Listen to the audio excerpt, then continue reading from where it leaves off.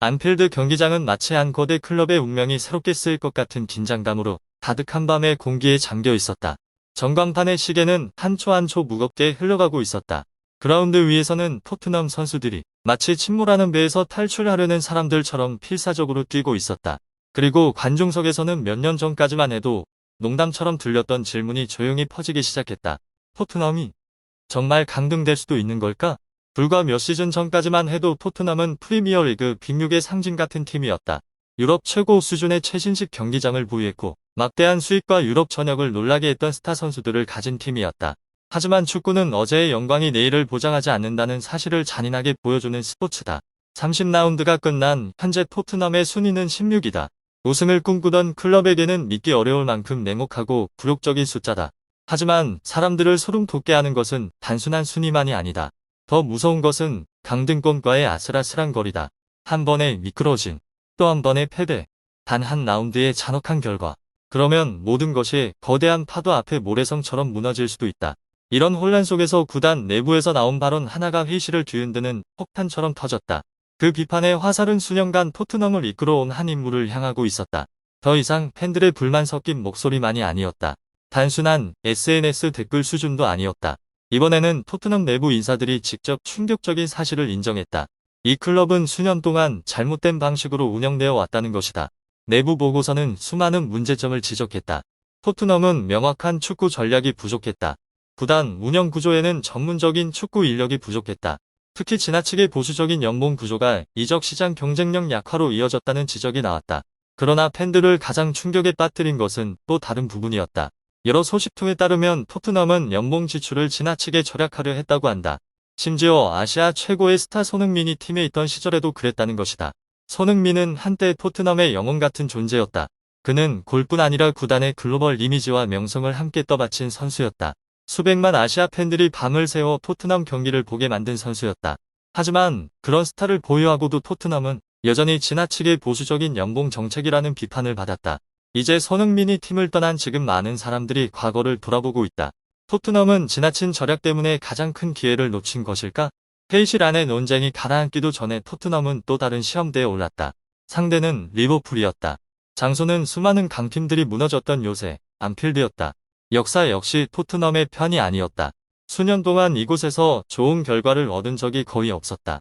붉은 관중석에서 쏟아지는 엄청난 압박, 폭풍 같은 공격, 그리고 부상으로 무너진 토트넘. 토트넘의 부상자 명단은 믿기 힘들 정도로 길었다. 10명 이상의 핵심 선수가 결장했다. 그 결과 경기장의 토트넘은 임시로 꾸린 팀처럼 보였다.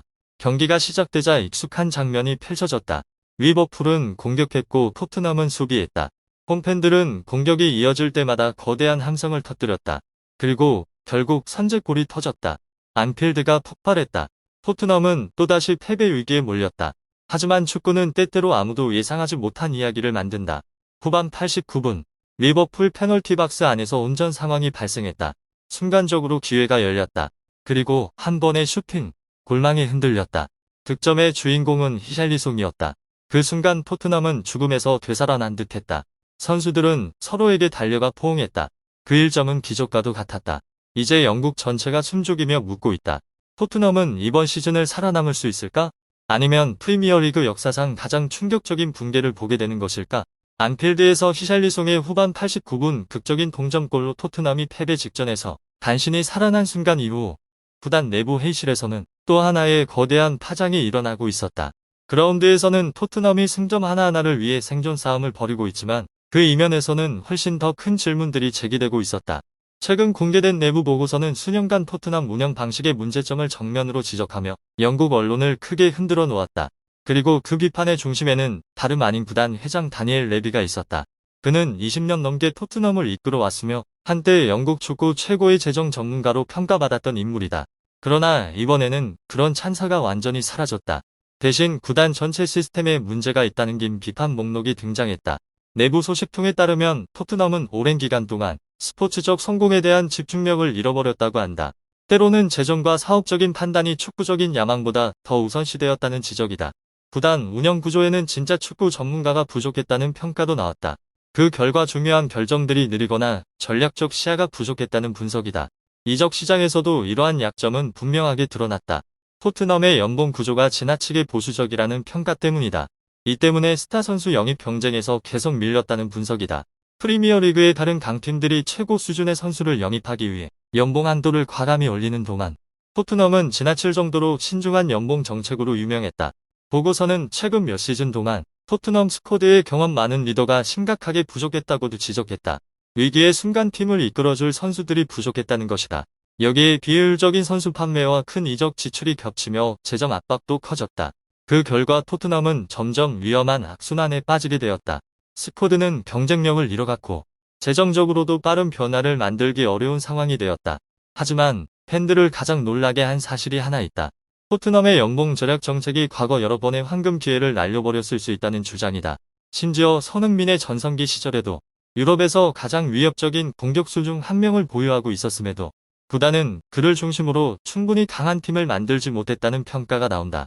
손흥민이 폭발적인 활약을 펼치며 팀을 이끌던 시절은 이제 아쉬움 속에서 다시 돌아보게 되는 시간이 되었다. 토트넘은 연봉 정책 때문에 정상으로 올라갈 기회를 놓친 것일까? 이런 논쟁이 계속되는 가운데 리그 순위는 더욱 충격적인 현실을 보여주고 있다. 프리미어리그 30라운드가 지난 현재 토트넘의 순위는 16위다. 시즌 시작 전 어느 팬도 상상하지 못했던 순위다. 아이러니하게도 이 순위는 지난 시즌보다 단 한 계단 높은 수준이다. 토트넘은 지난 시즌 17위로 시즌을 마쳤다. 즉 챔피언스 리그를 꿈꾸던 팀이 이제는 강등권 바로 위에 서 있는 셈이다. 그리고 그 위험은 결코 상상이 아니다. 토트넘이 부상과 부진에 시달리는 사이 웨스트햄과 노팅엄 포레스트 같은 경쟁팀들은 꾸준히 승점을 쌓고 있다. 그들의 승리는 토트넘에게 망치처럼 충격을 주고 있다. 이제 진짜 생존 싸움이 시작되었다는 경고다. 현재 상황에서 토트넘에게는 선택지가 거의 없다. 남은 목표는 오직 잔류뿐이다. 빅6으로 불리던 팀에게는 씁쓸한 목표다. 그러나 지금은 생존을 위한 절대적인 목표다. 만약 토트넘이 챔피언십으로 강등된다면 그 후 폭풍은 엄청날 것이다. 단순한 명예의 문제가 아니다. 구단 재정에도 큰 타격이 된다. 중계권 수입이 크게 줄어들고 구단의 상업적 가치도 떨어질 것이다. 결국 여러 핵심 선수들이 팀을 떠날 가능성도 커진다. 한때 상상조차 하기 어려웠던 시나리오가 이제는 현실처럼 다가오고 있다. 토트넘은 지금 가장 치열한 싸움에 들어섰다. 바로 생존을 위한 싸움이다. 이번 시즌 토트넘의 악몽은 단순히 구단 내부 회의실의 논쟁이나 수년간 이어진 전략적 실수에서만 비롯된 것이 아니다. 그보다 더 잔혹한 요소가 있었다. 바로 어느 감독이라도 절망하게 만들 만큼 길어진 부상자 명단이다. 현재 토트넘의 선수단 상황만 봐도 팬들은 왜 챔피언스 리그를 꿈꾸던 팀이 지금 강등권 근처에서 고군분투하는지 이해할 수 있다. 제임스 매디슨, 이브 비수마, 코너 갤러거, 데안 쿨루첵스키, 데스티니 우도기 같은 핵심 선수들이 부상으로 차례로 전력에서 이탈했다. 여기에 주안 팔리냐, 로드리고 벤탄쿠르, 크리스티안 로메로, 벤 데이비스까지 줄줄이 빠지며 상황은 더욱 악화됐다. 시즌이 아직 몇 달이나 남은 상황에서 무려 13명의 선수가 부상으로 이탈했다. 이 숫자는 토트넘의 라커룸이 프리미어리그 구단이 아니라 마치 임시 병동처럼 보이게 만들었다. 핵심 선수들이 연이어 쓰러지자 모든 전술 구상도 거대한 파도 앞에 모래성처럼 무너졌다. 감독은 로테이션을 돌릴 선택지조차 거의 남지 않았다. 결국 토트넘은 임시로 짜맞춘 스쿼드로 생존을 건 경기에 나설 수밖에 없었다. 남은 선수들은 평소의 2배에 가까운 부담을 짊어져야 했다. 그리고 가장 혹독한 시험이 찾아왔다. 토트넘이 안필드 원정에 나선 것이다. 그곳은 토트넘이 좋은 결과를 얻기 어려운 장소로 유명하다. 상대는 홈에서 항상 폭발적인 공격력을 보여주는 리버풀이었다. 경기 초반부터 엄청난 압박이 몰아쳤다. 결국 도미니크 소보슬라이의 날카로운 프리킥이 터지며 리버풀이 선제골을 기록했다. 이 실점은 토트넘의 희미한 희망이 찬물을 끼얹는 순간이었다. 리버풀의 공격은 거기서 멈추지 않았다. 모하메드 살라와 의고 에키티케 같은 공격 자원을 투입하며 압박을 강화했다. 그 순간 토트넘 진영은 말 그대로 붉은 폭풍에 휩싸였다. 토트넘은 경기 대부분의 시간 동안 수비에만 집중해야 했다. 수비진은 끊임없이 몰아치는 공격을 온몸으로 막아냈다. 매 순간의 수비는 생존을 건 싸움과도 같았다. 그들의 목표는 단 하나였다. 최소 실점으로 버티며 귀중한 승점 1점을 노리는 것. 그러나 축구는 언제나 예측 불가능한 순간을 만들어낸다. 때로는 모든 전술적 계산을 무너뜨리는 극적인 반전이 등장한다. 시간이 후반 89분을 향하자 많은 토트넘 팬들은 또 하나의 패배를 받아들일 준비를 하고 있었다. 그런데 앤드루 로버트슨의 수비 실수에서 예상치 못한 기회가 만들어졌다. 공은 골문 앞 위험 지역으로 흘러나왔다. 랑달 콜로무아니가 재빠르게 반응하며 빈 공간으로 패스를 보냈다. 그리고 그 순간 나타난 선수는 히샬리송이었다. 후반 89분 그의 슈팅은 골망을 흔들며 1대1 동점골을 만들었다. 그 순간 안필드는 충격 속에 잠시 침묵했다. 토트넘에게 그 골은 거친 바다에서 발견한 구명 부표와 같았다. 리버풀 원정에서 승점 1점은 결코 화려한 결과는 아니다. 그러나 현재 상황에서는 사실상 승리와도 같은 의미였다. 더 중요한 것은 이 골이 토트넘의 잔류 희망을 살려냈다는 점이다. 전문가들은 남은 8경기에서 약 3승만 거두면 잔류 가능성이 크게 높아질 것이라고 분석한다. 하지만 여전히 부상자가 많은 상황에서 그 목표는 쉽지 않다. 심리적인 압박도 선수단 전체를 짓누르고 있다. 그러나 축구는 때로 이런 한순간으로 모든 것이 바뀐다. 후반 89분의 한 슈팅이 시즌 전체를 바꿀 수도 있다.